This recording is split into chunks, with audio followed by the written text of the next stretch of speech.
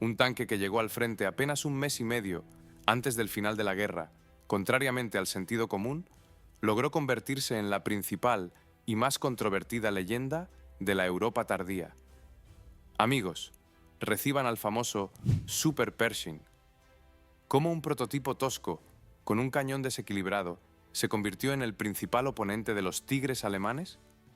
¿Por qué los estadounidenses soldaron apresuradamente toneladas de blindaje ajeno en talleres de campaña, sobrecargando la suspensión del vehículo?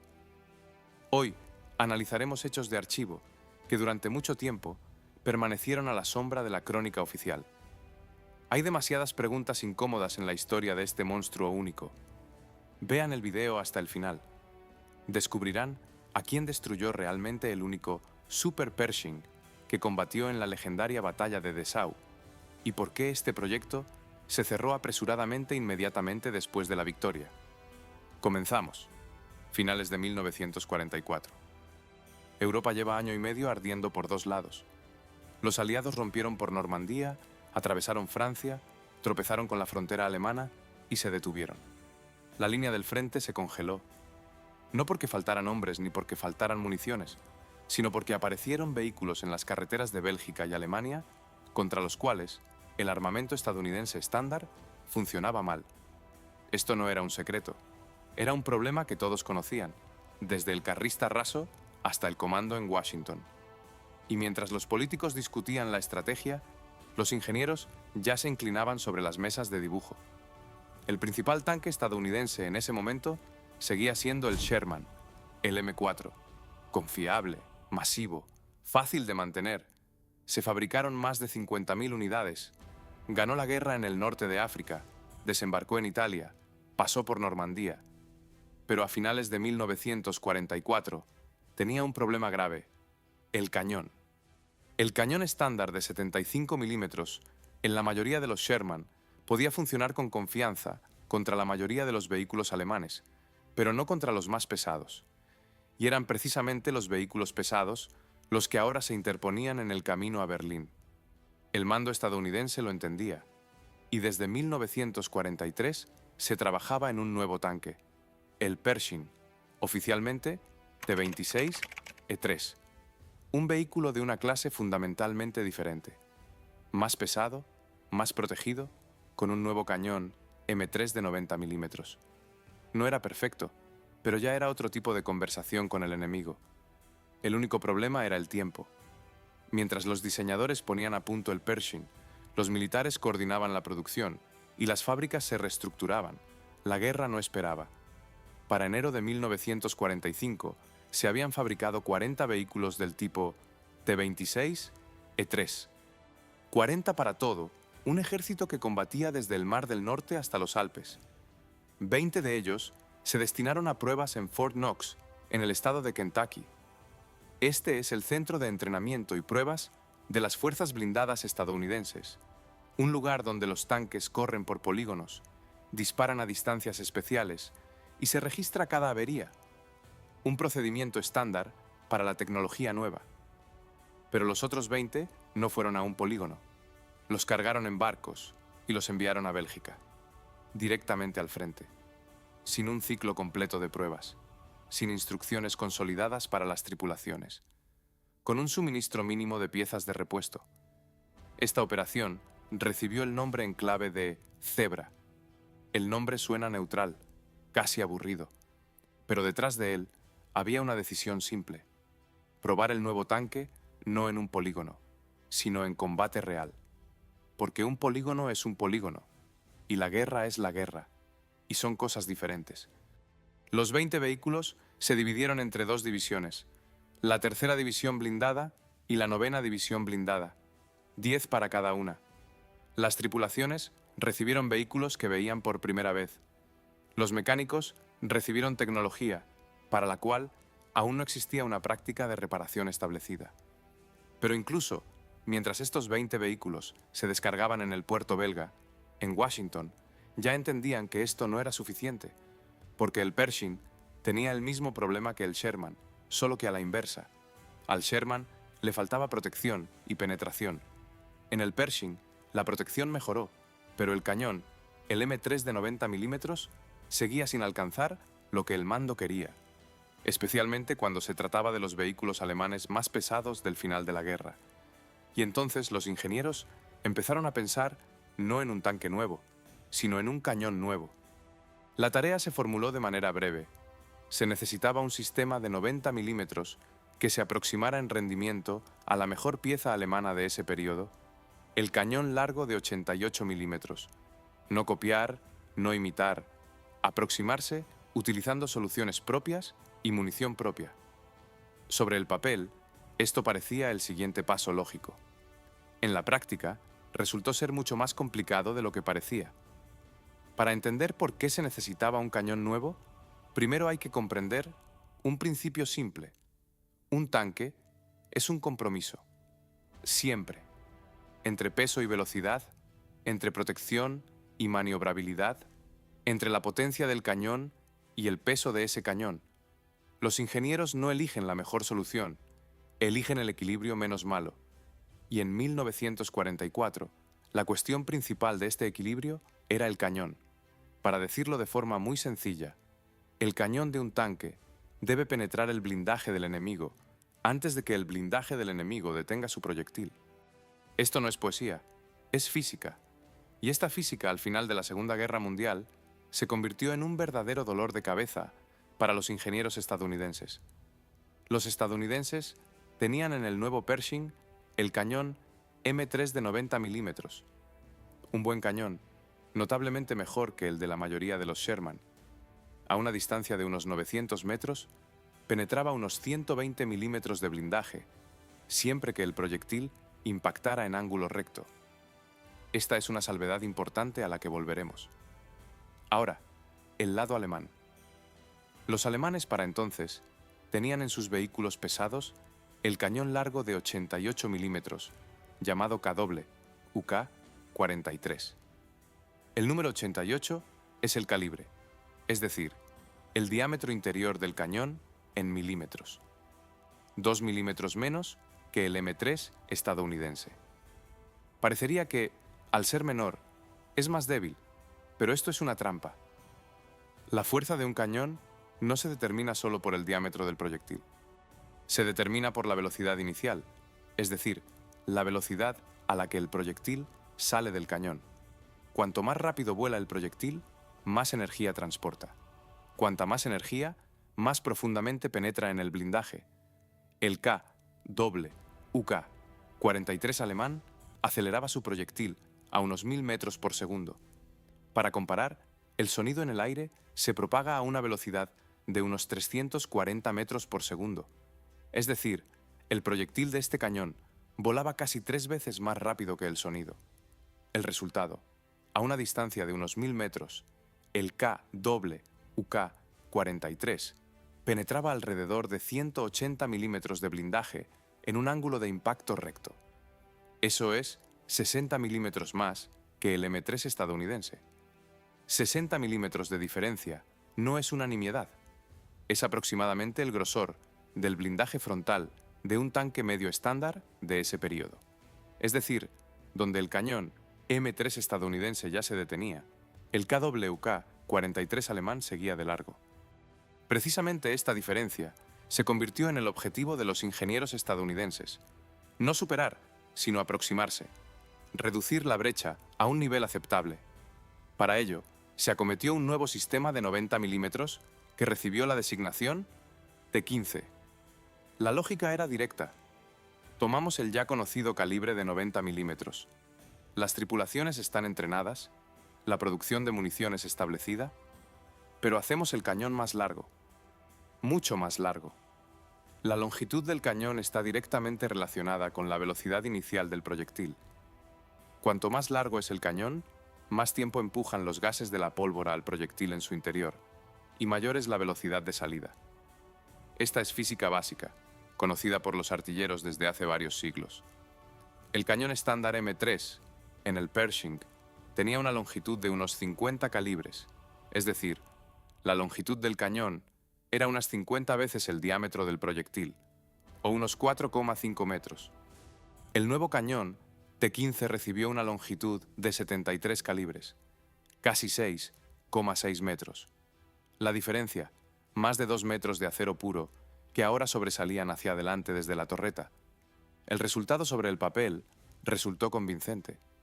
El nuevo cañón T-15 aceleraba un proyectil perforante a una velocidad de unos 1021 metros por segundo. Esto estaba muy cerca del K-doble UK-43 alemán. La capacidad de penetración a una distancia de unos 1000 metros era de unos 170 milímetros en ángulo recto. La diferencia con el cañón alemán se redujo de 60 milímetros a 10. Tarea cumplida. Las cifras coincidieron. Pero este era el problema. Cuando los ingenieros tomaron este cañón largo e intentaron instalarlo en la torreta de un Pershing ya existente, resultó que la victoria en las cifras se convirtió en un conjunto de tareas nuevas, muy específicas, muy incómodas. Y la primera de ellas era la más obvia. El cañón no encajaba como debía. No físicamente porque entró, sino que su peso lo cambió todo. Hay un experimento simple familiar para cualquiera que haya sostenido una herramienta larga, una pala, una caña de pescar, una escoba. Si se sostiene por el medio, resulta fácil de sujetar.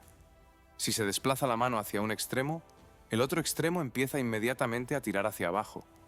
El peso no ha cambiado, pero la distribución del peso ha cambiado por completo. Esto es exactamente lo que ocurrió con la torreta del Pershing, cuando se instaló en ella el nuevo cañón largo T-15. La torreta de un tanque no es solo una caja con un cañón, es una estructura compleja que debe girar de manera suave y predecible. Para ello, su peso debe estar equilibrado respecto al eje de rotación, el punto sobre el cual gira la torreta. Cuando el equilibrio es correcto, la torreta gira con la misma facilidad en cualquier dirección. El artillero puede trabajar con precisión con el armamento. En el Pershing estándar, con el cañón M3, este equilibrio estaba calculado y verificado. Todo funcionaba como estaba previsto. El nuevo cañón T-15 era considerablemente más largo y pesado en la parte delantera. El cañón largo, de casi 6,6 metros, ahora sobrepasaba con creces el peso de la parte frontal de la torreta. La torreta se volvió similar a esa balanza que tiene una pesada carga en un plato mientras el otro está vacío. Tiraba hacia adelante y hacia abajo. Esto no era solo una incomodidad, era un problema directo para el combate. Una torreta desequilibrada gira con dificultad. El artillero no puede mantener la mira con precisión. Los mecanismos de estabilización trabajan sobrecargados. En un momento crítico, cuando cada segundo decide, una torreta así se convierte en un serio obstáculo. Los ingenieros necesitaban compensar este desequilibrio, y lo hicieron mediante la adición de contrapesos en la parte trasera de la torreta. Pesos especiales que equilibraban el pesado cañón de la parte delantera. En las fotografías del T-26E4, estos elementos son muy visibles. Partes masivas que sobresalen en la zona trasera de la torreta y que llaman la atención, de inmediato, de cualquiera que conozca el Pershing común. El equilibrio se restableció, pero esta solución añadió peso. La torreta se volvió más pesada, lo que significaba que reaccionaba más lentamente a las órdenes del artillero. Este fue el primer problema, pero no el último.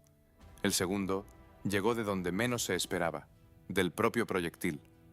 El nuevo cañón T-15 se diseñó para una munición potente. Cuanto más potente es el disparo, mayor es la carga de pólvora. Cuanto mayor es la carga, más larga es la vaina. Todo lógico. Pero cuando los ingenieros unieron todas estas cifras, apareció una imagen desagradable. El cartucho unitario para el cañón T-15, es decir, el proyectil y la vaina con pólvora unidos en una sola pieza, resultó ser muy largo. Tan largo que el cargador en la estrecha torreta del Pershing físicamente no podía trabajar con él de la misma manera que con la munición común. En un tanque estándar, el cargador toma el cartucho unitario completo y con un solo movimiento lo introduce en el cierre del cañón y cierra la recámara. Rápido, practicado. Una persona, un movimiento. Con el nuevo cartucho largo, esto no funcionaba. El espacio dentro de la torreta simplemente no permitía girar una estructura tan larga para introducirla. Se encontró una solución, pero cambió fundamentalmente el trabajo de la tripulación. Se pasó a la carga separada. El proyectil y la vaina con la carga de pólvora se introducen por separado, sucesivamente. Primero, el cargador introduce el proyectil, luego, la vaina con la pólvora. 2 movimientos en lugar de 1. Suena a detalle menor, pero en la realidad es un ritmo de trabajo completamente diferente. En un tanque común, una tripulación experimentada realiza un disparo cada 8 o 10 segundos. Con la carga separada, este ciclo se prolonga. El cargador trabaja en un espacio estrecho, en un vehículo en movimiento, bajo esfuerzo físico y en condiciones donde cada segundo extra cuesta caro. Y esto ocurre en una torreta donde ya hay un mecanismo más pesado, donde se añadieron contrapesos y donde todo se volvió un poco más estrecho y complicado. La tripulación del T-26, E-4, trabajaba en condiciones que eran notablemente más difíciles que las de sus compañeros en el Pershing común. No era algo imposible ni crítico, pero sí perceptible. Esto es lo que representa el compromiso de tiempo de guerra en la realidad. No un esquema bonito sobre el papel, sino un ser humano en un espacio metálico estrecho que, en medio del estrépito y las sacudidas, debe realizar 2 movimientos sucesivos, con precisión y rapidez, una y otra vez. Los ingenieros resolvieron el problema del equilibrio. Resolvieron el problema de la carga. El tanque funcionaba sobre el papel, pero quedaba un problema más que no se podía resolver con planos y cálculos. Solo se podía resolver directamente en el lugar, con medios improvisados, sin importar las normas de fábrica. Hay una diferencia entre cómo se ve un vehículo en un plano de fábrica y cómo se ve después de varias semanas en el frente. En el plano hay líneas limpias, ángulos precisos, tolerancias verificadas. En el frente, la historia es otra. Allí se añade lo que no estaba en el proyecto. Se quita lo que estorba. Se suelda lo que parece necesario. Y no porque los ingenieros se hayan equivocado, sino porque las personas que combaten en esa tecnología ven la tarea de manera diferente a quienes la diseñaron. Con el T-26, E-4, ocurrió exactamente eso. El blindaje básico del Pershing ya era un paso significativo adelante en comparación con el Sherman. El blindaje frontal del casco era de unos 102 milímetros en las zonas más protegidas, frente a los 63 milímetros del Sherman M4 estándar. La torreta recibió una protección aún mejor en el frente, pero aún así, esto se consideró insuficiente. Y aquí comienza la parte de la historia del T-26E4, que lo diferencia de cualquier otro tanque estadounidense de ese periodo. El blindaje adicional en este vehículo no se colocó en la fábrica, ni según un proyecto aprobado, ni bajo documentación estándar. Se instaló en condiciones de campaña, con sus propias manos, con lo que había al alcance. En las fotografías que se conservan del T-26E4 se aprecian claramente planchas de blindaje adicionales en la parte frontal de la torreta y en la placa frontal del casco. No parecen piezas de fábrica, y es porque no lo son. Los bordes son irregulares, los soportes son toscos, el grosor y la forma no corresponden a los estándares de fábrica, pero están ahí, y eso es lo importante. ¿De dónde sacaban el material? Es una historia aparte. Parte de las planchas de blindaje adicionales se tomaron de los almacenes de repuestos y bases de reparación estadounidenses. Era acero de blindaje estándar, simplemente cortado y soldado donde los mecánicos decidieron, sin cálculos precisos del ángulo de inclinación, sin comprobaciones en banco de pruebas, a ojo y según la experiencia.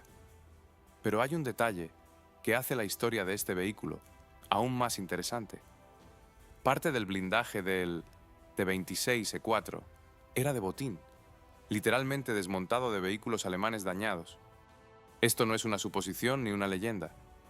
En el ejemplar conservado en el Museo de la Primera División de Infantería en Cantigny, en el estado de Illinois, los investigadores identificaron planchas de blindaje que corresponden en composición y características al acero de blindaje alemán. Los vehículos alemanes en el campo de batalla eran una fuente de material, y ese material se ponía en uso. Piensen en esto por un segundo. El blindaje que protegía al tanque estadounidense era en parte el mismo blindaje contra el cual este tanque había sido creado para combatir. Una guerra en el metal, en el sentido más literal. ¿Qué tan efectivo era este blindaje de campaña? Es una pregunta que no tiene una respuesta simple. Por un lado, cualquier capa adicional de metal aumenta la protección. Es física. El proyectil tiene que atravesar más material. Incluso una plancha de acero irregular, soldada en un ángulo no óptimo, crea una resistencia adicional. Por otro lado, el blindaje de fábrica no es simplemente metal. Es acero tratado, especialmente con características específicas de dureza y tenacidad.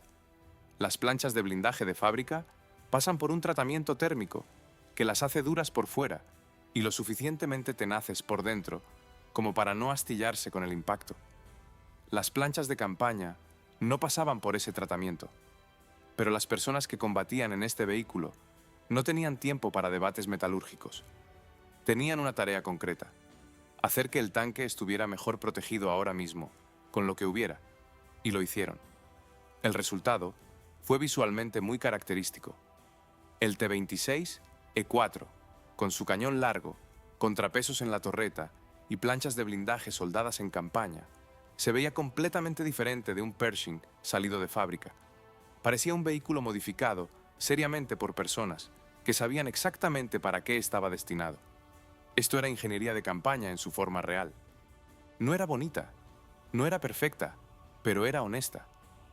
Para la primavera de 1945, los estadounidenses tenían un tanque con el cañón de 90 milímetros más potente que habían logrado colocar en una plataforma de serie, con protección adicional añadida por quienes iban a combatir en él, con una tripulación que conocía las particularidades de su máquina.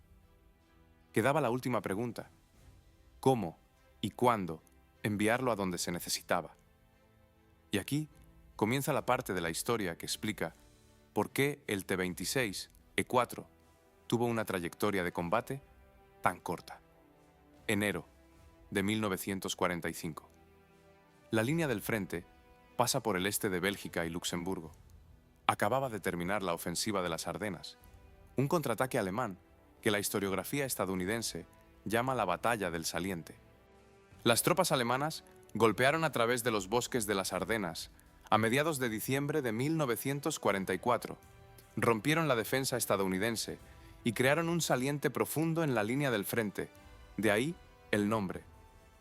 Los aliados tardaron más de un mes en reducir ese saliente y recuperar las posiciones perdidas. Esta operación costó cara y mostró de manera muy evidente al mando lo que teóricamente ya se sabía. Los tanques estadounidenses estándar operaban en condiciones difíciles contra tecnología alemana bien protegida. Fue en este contexto donde en Washington se aprobó definitivamente la decisión de acelerar el envío de los nuevos Pershing a Europa. No esperar a un ciclo completo de pruebas. No esperar a que hubiera suficientes vehículos para equipar al menos a una unidad según el reglamento de organización. Enviar lo que hubiera y probarlo en condiciones reales. La operación recibió el nombre de Zebra. Oficialmente, un programa de pruebas de combate de tecnología nueva en condiciones de empleo real. En esencia, una decisión muy pragmática dictada por la escasez de tiempo.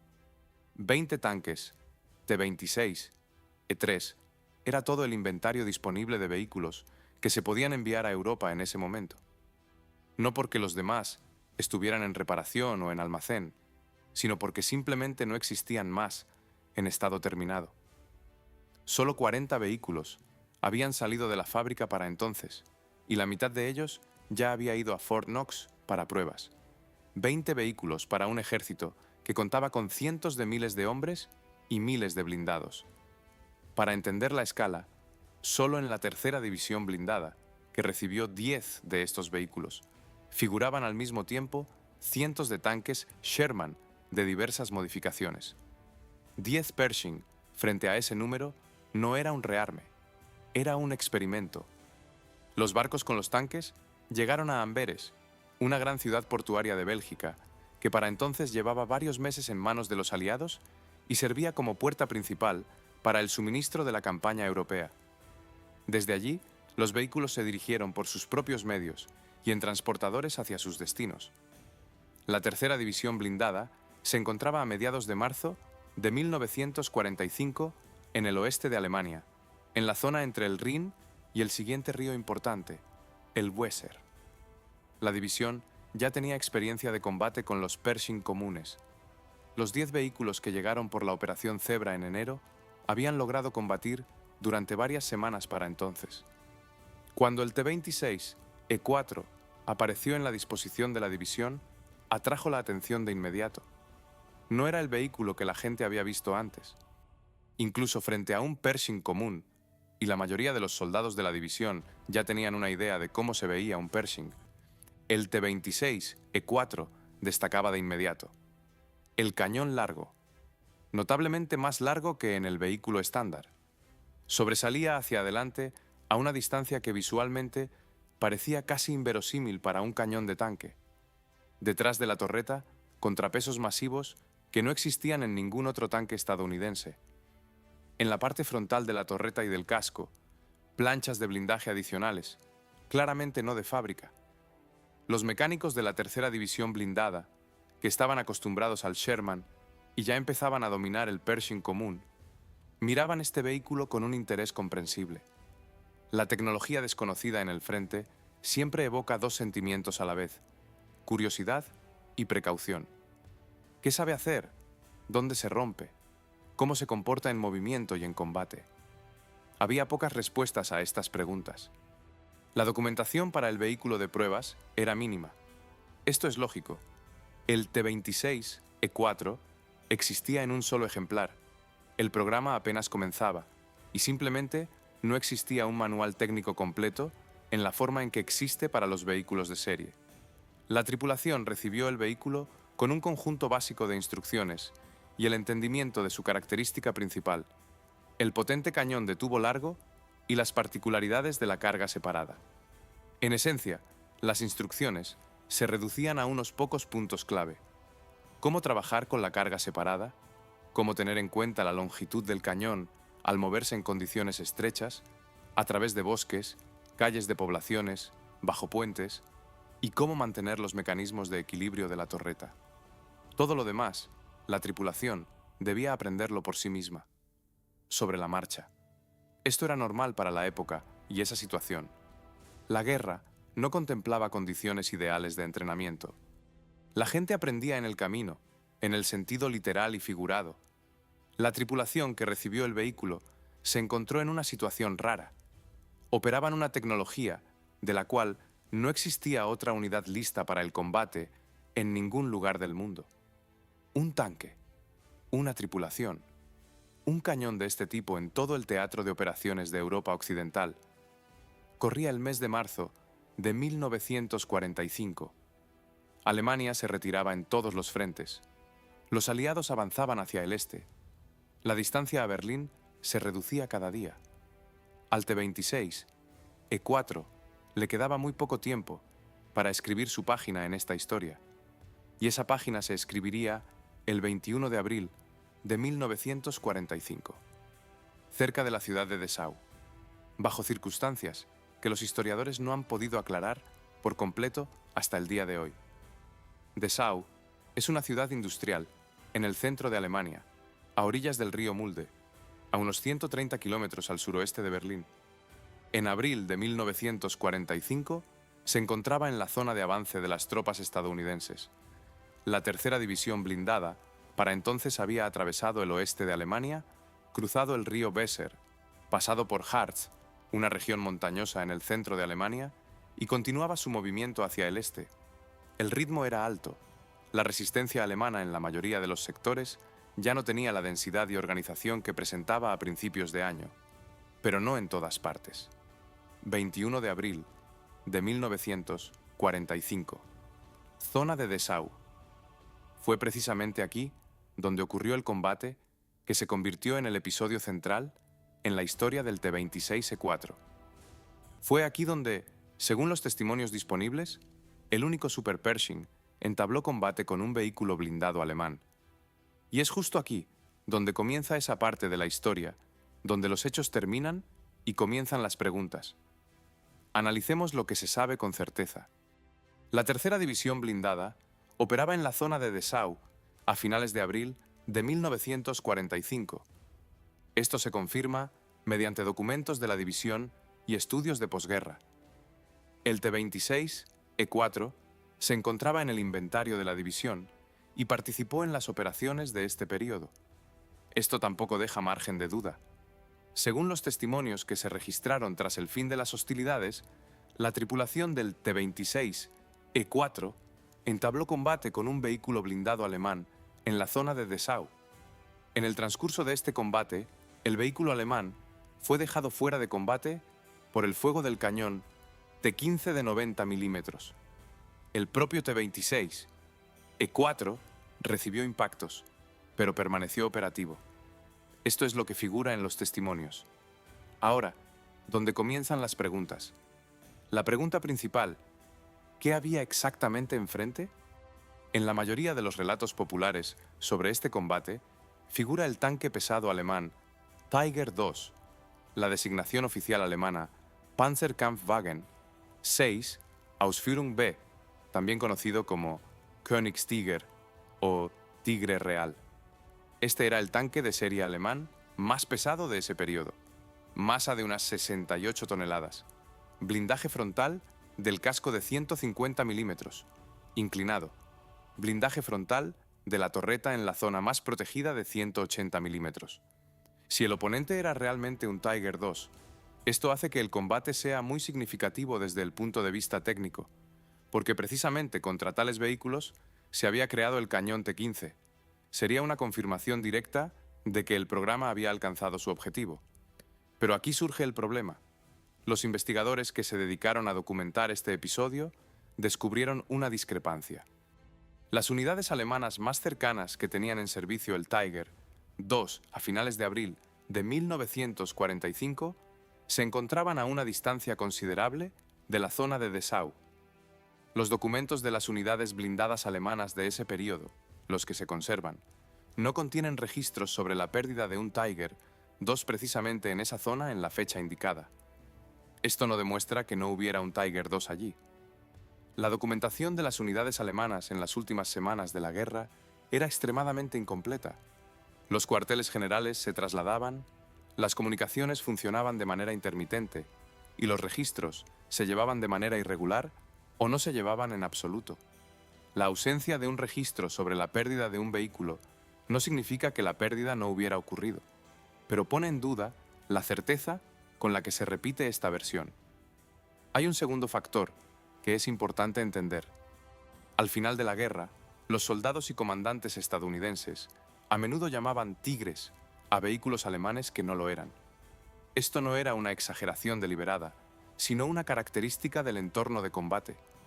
Un tanque alemán, con el que se tropezaba en combate, se identificaba por su apariencia externa, a menudo de forma inexacta. El Panzer IV, el Panther, diversas modificaciones de cañones de asalto. Todos ellos, en los relatos de posguerra de los participantes, a veces se convertían en tigres. Este es un fenómeno bien documentado. Los historiadores que trabajan con fuentes de ese periodo lo tienen en cuenta como un factor de corrección estándar. ¿Qué versiones alternativas existen? Algunos investigadores sugieren que el oponente podría haber sido un Panzer IV, un tanque alemán más ligero que para entonces constituía una parte significativa de las fuerzas blindadas alemanas restantes. Otra versión habla de una de las variantes de cañón de asalto.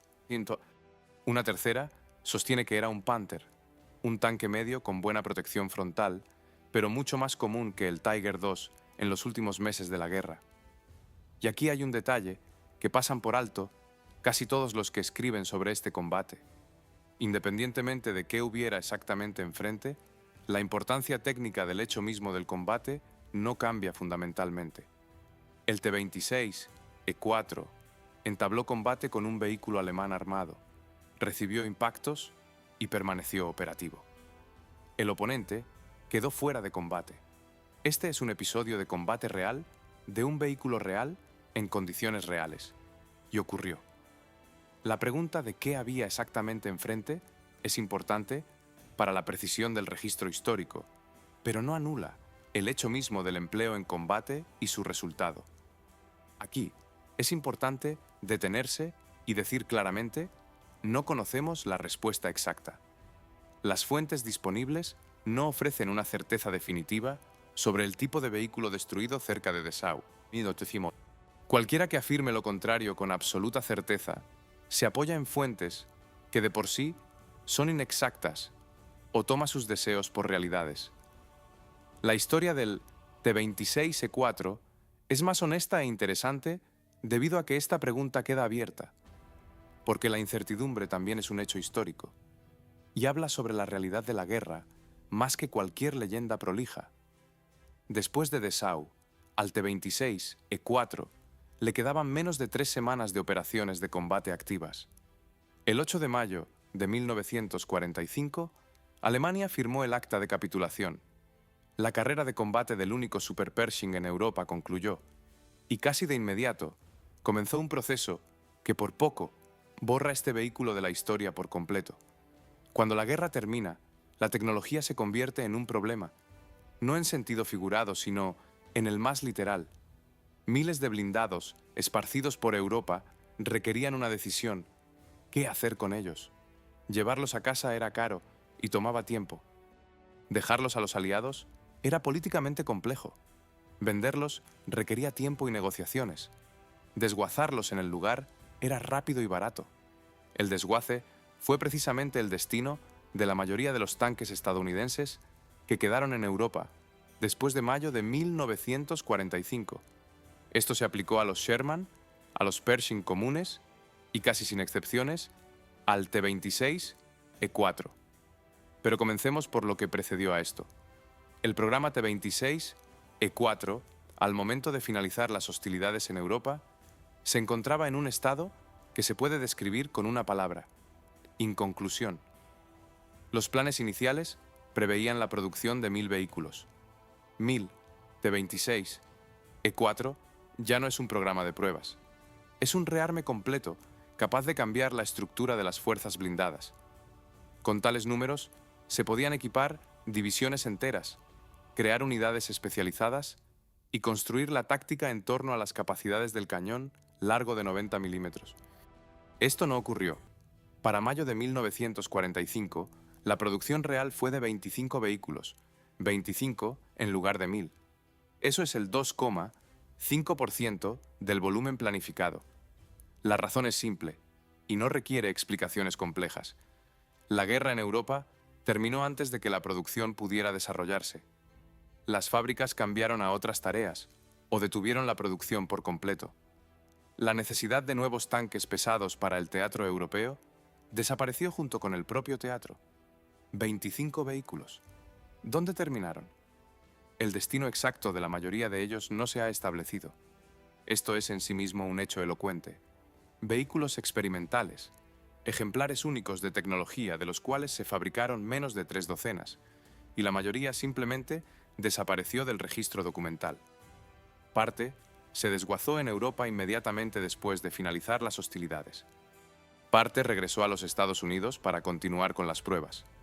El programa T-26E4 formalmente no se cerró de inmediato y algunos trabajos continuaron. Parte quedó en almacenes militares y bases de conservación, donde gradualmente se desmanteló o se dio de baja en los años siguientes. No se conservan fotografías de la mayoría de estos vehículos, ni tampoco documentos detallados sobre su destino. Simplemente dejaron de existir sin dejar una huella proporcional a su singularidad. Esta es una historia normal para la tecnología militar experimental. No es heroica ni dramática, es simplemente la realidad logística del mundo de posguerra.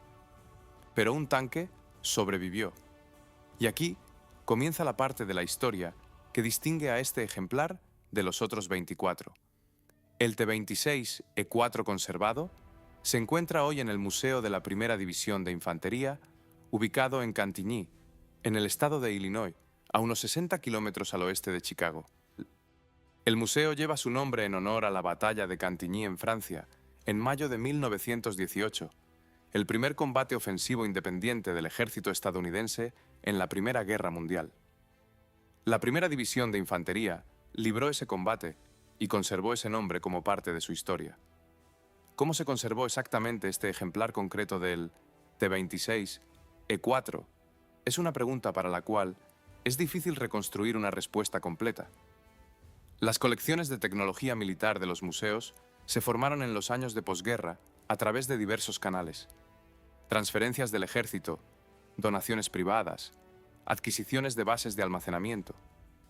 La documentación de estos procesos se conservó de manera irregular. Lo que se sabe con certeza es que el vehículo se conservó, pasó por una conservación de museo y se convirtió en el único representante de su tipo que existe físicamente en el mundo. Fue en este ejemplar donde los investigadores pudieron realizar un estudio detallado de las características de diseño del T-26E4, incluido aquel estudio del material del blindaje adicional del que se habló anteriormente. Sin este vehículo, muchos detalles del programa habrían quedado solo sobre el papel, en los documentos que de por sí sobrevivieron. En este tanque se aprecia claramente todo lo expuesto en las secciones anteriores. El largo cañón del T-15, que sobresale mucho hacia adelante. Los masivos contrapesos en la parte trasera de la torreta. Las planchas de blindaje adicionales en la parte delantera de la torreta y del casco. Bordes irregulares, soportes toscos, huellas del trabajo de campaña y no de una producción de fábrica. Esto no es una reconstrucción ni una maqueta. Es un vehículo real que se construyó de verdad, se movió por sus propios medios de verdad y participó realmente en operaciones de combate en abril de 1945. Los otros 24 desaparecieron. Este quedó. Es difícil decir si se trató de un intento consciente de conservar un espécimen único o de una coincidencia que simplemente salvó a un vehículo específico del destino de los demás. Probablemente esto último esté más cerca de la verdad. La clasificación de tecnología de posguerra no era un proceso que se guiara por consideraciones de valor histórico, pero el resultado es este. Hay un tanque. Está en una sala de museo en Illinois y es el único testigo material de todo el programa T-26E4, un programa que planeaba 1000 vehículos, entregó 25. 25 entregaron un sobreviviente. Un sobreviviente entregó todo lo que sabemos sobre el vehículo hoy en día. Esta es la verdadera historia de una desaparición, pero por sí sola no explica por qué el T-26E4 sigue provocando debates, artículos, discusiones y videos 80 años después de que su carrera de combate terminara en cuestión de semanas. Para ello hay que entender algo más. ¿Cómo nace exactamente la leyenda de un vehículo blindado? ¿Y por qué a menudo vive más tiempo y con más fuerza que los hechos reales? Hay un punto de interés en la historia de la tecnología militar que se repite una y otra vez. Un vehículo se crea con un propósito técnico concreto, pasa pruebas, participa en combates, a veces con éxito, a veces no, y más a menudo, de formas diferentes en situaciones distintas. Luego la guerra termina, el vehículo va a los archivos y museos, y unas décadas después, resulta que la memoria popular sobre este vehículo tiene bastante poco que ver con lo que realmente fue. Con el T-26E4, esto ocurrió de manera muy evidente. Veamos lo que el vehículo era de hecho, una variante experimental del ya existente tanque Pershing, creado a principios de 1945, con un único objetivo: instalar un cañón de 90 milímetros más largo y potente en una plataforma ya terminada. Fabricado en una cantidad de 25 unidades, al teatro europeo llegó un solo ejemplar. Arribó el 15 de marzo de 1945. Participó en operaciones de combate durante unas semanas. El programa se canceló tras el fin de las hostilidades en Europa. Este es el vehículo. Ahora veamos en lo que se convirtió en la percepción de masas. Un arma secreta estadounidense. Un vehículo creado específicamente para enfrentarse al Tiger II. Un tanque que por sí solo podía hacer frente a las máquinas alemanas más pesadas. El héroe del acto final de la guerra, que llegó en el último momento y demostró su superioridad. Esta es la leyenda. ¿Cómo ocurre esta transición de vehículo a leyenda? No es mala intención ni distorsión deliberada. Es un proceso natural que tiene varios mecanismos comprensibles. El primer mecanismo es la rareza. El T-26, E4, era un vehículo raro en vida y se volvió aún más raro después. Un único ejemplar en todo el teatro de operaciones de Europa Occidental crea de por sí un halo de exclusividad. Cuando algo existe en singular, las personas le atribuyen automáticamente una importancia especial. La rareza se percibe como prueba de valor, aunque en la realidad, a menudo es solo consecuencia de las circunstancias. El segundo mecanismo es el aspecto exterior. El T-26 E4 se ve inusual. Un cañón largo, blindaje tosco de campaña, contrapesos masivos. Todo esto crea la imagen visual de un vehículo que claramente fue modificado con un propósito serio. Su apariencia dice, este no es un tanque común. Y es verdad, no era común. Pero la singularidad visual se convierte fácilmente en la percepción de la gente en secreto y superioridad, aunque de por sí solo refleje compromisos de ingeniería. El tercer mecanismo es el combate de Dessau. Un único episodio de combate documentado, con detalles confusos, es el terreno ideal para una leyenda. La incertidumbre no detiene a los narradores, al contrario, les da espacio. Donde las fuentes dicen posiblemente un Tiger II, la narración lo convierte en seguro un Tiger II. Donde las fuentes dicen el vehículo fue puesto fuera de combate, la narración añade detalles que no están en las fuentes. Cada nueva generación de narradores construye un poco más sobre la historia, y gradualmente, esta se convierte en otra cosa. El cuarto mecanismo es el nombre. Super Pershing no es una designación militar oficial. Oficialmente, el vehículo era el T-26 E4. Super Pershing es un apodo que apareció más tarde y se afianzó en la literatura popular y en los debates. Pero la palabra super ya define el marco de percepción. Al llamar al vehículo Super Pershing, informamos de antemano al oyente que supera al Pershing común, que es mejor, que es especial. Y esto vuelve a ser cierto. Realmente era más potente en cuanto a su cañón. Pero super, en la imaginación popular, significa algo más que con un tubo más largo. Significa superioridad en general. Y gradualmente, el T-26, E4, se transforma en la mente de las personas de un Pershing con cañón mejorado, a la respuesta estadounidense a los vehículos alemanes más pesados que los venció a todos. Aquí es importante decir algo que tal vez suene inesperado. La leyenda del T-26 E4 no hace que el vehículo en sí sea menos interesante. Al contrario, la historia real del T-26 E4 es una historia de ingenieros que trabajaron bajo la presión del tiempo y crearon una solución funcional. La historia de una tripulación que recibió un vehículo desconocido y combatió en él en las últimas semanas de una gran guerra. La historia de un programa que planeaba 1000 vehículos, entregó 25 y dejó un único ejemplar conservado. La historia de un combate cuyos detalles aún no se han establecido definitivamente. Esto es más rico y complejo que un supertanque que venció a los tigres. Y esto es lo interesante.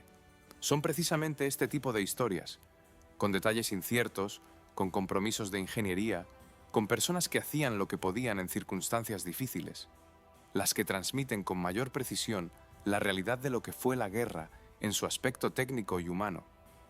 Las leyendas prolijas sobre vehículos invencibles son historias cómodas, pero son planas.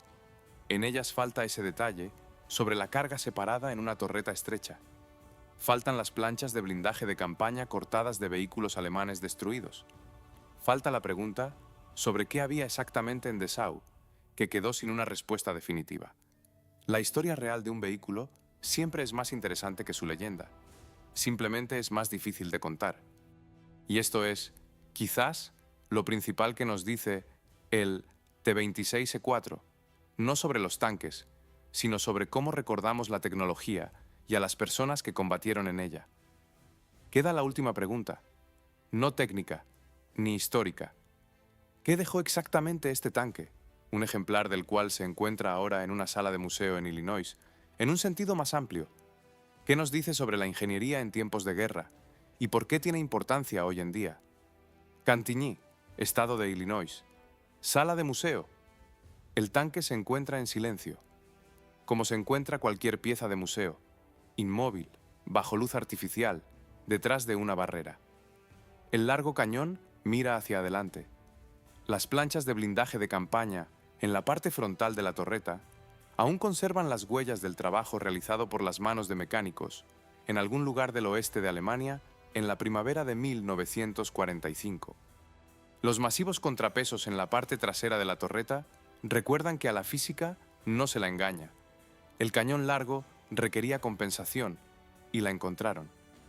Este es el único vehículo de este tipo en el mundo, no el único superviviente de muchos miles, como, por ejemplo, el Sherman, de los cuales hay cientos en todo el mundo. El único en general. No existen más de ellos en ningún lado. Vale la pena detenerse por un segundo y pensar en qué vemos exactamente cuando miramos este tanque. Vemos el resultado del trabajo de personas que a finales de 1944 recibieron la tarea de tomar un tanque ya existente e instalar en él un cañón que se aproximara en capacidades a la mejor pieza alemana de ese periodo. No diseñar un tanque nuevo desde cero, no esperar a condiciones ideales, tomar lo que hay y hacerlo mejor, rápido, porque no hay tiempo. Cumplieron con la tarea. El cañón T-15 obtuvo características cercanas al objetivo fijado. El problema del desequilibrio de la torreta se resolvió mediante contrapesos. El problema de la munición larga se resolvió mediante la carga separada. El problema de la protección insuficiente se resolvió directamente en campaña con los materiales que estaban disponibles, incluido metal de botín. Ninguna de estas soluciones era perfecta. Todas eran funcionales. Esto es la ingeniería de tiempos de guerra en su forma real. No la búsqueda de la perfección, la búsqueda de la suficiencia. No la mejor solución posible, la mejor solución disponible en las condiciones dadas y en el tiempo disponible. El T-26, E-4, encaja en una larga serie de tanques estadounidenses, cada uno de los cuales fue un paso en una dirección, de lo ligero y rápido a lo más protegido y más armado. El Sherman fue un compromiso entre maniobrabilidad y potencia de fuego. El Pershing común desplazó este compromiso hacia la protección y un cañón más potente.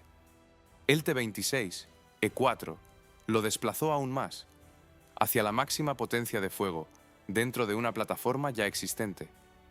El siguiente paso, en esta dirección, fue el tanque M26, que ya después de finalizar las hostilidades en Europa, fue adoptado como el tanque medio estadounidense estándar. Luego estuvo el M46, luego el M47 y el M48, luego el M60. Esta es una línea continua de desarrollo, y el T-26, E-4, se encuentra en ella, no como una rama muerta, sino como uno de los experimentos que demostró dónde estaba el límite de lo posible en esta plataforma. 25 vehículos, un ejemplar de combate en Europa, unas semanas en el frente, un tanque conservado. Para los estándares de los programas militares, esto es casi nada.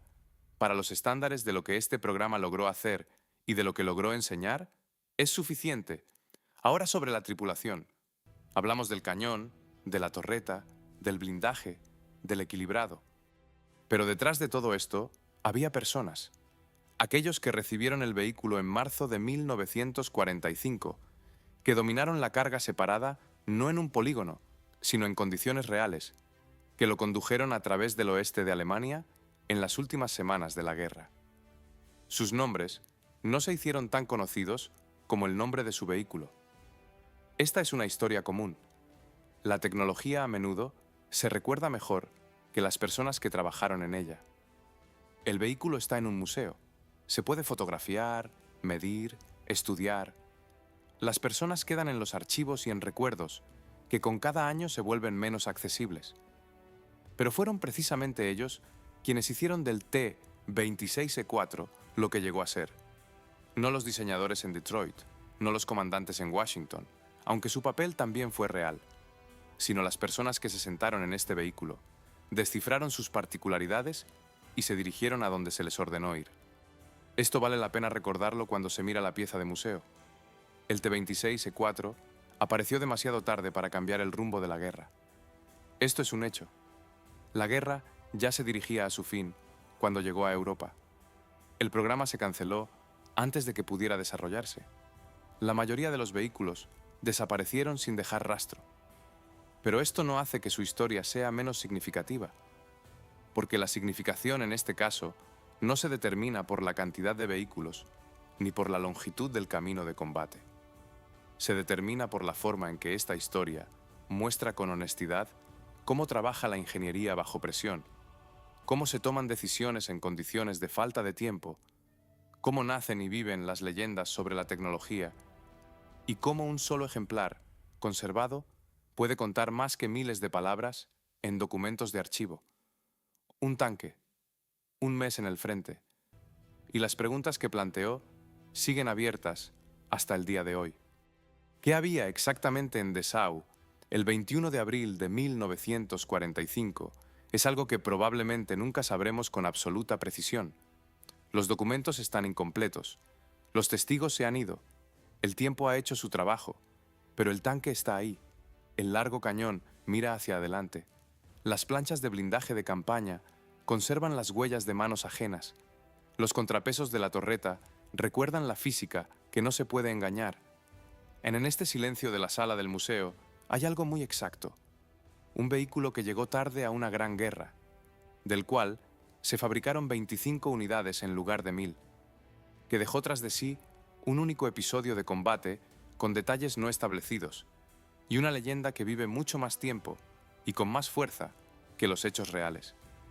Esta es una historia honesta, sin fanfarrias de victoria y sin tragedia. Simplemente la historia de un vehículo y de las personas que combatieron en él. Les agradezco por ver el video. Hasta pronto.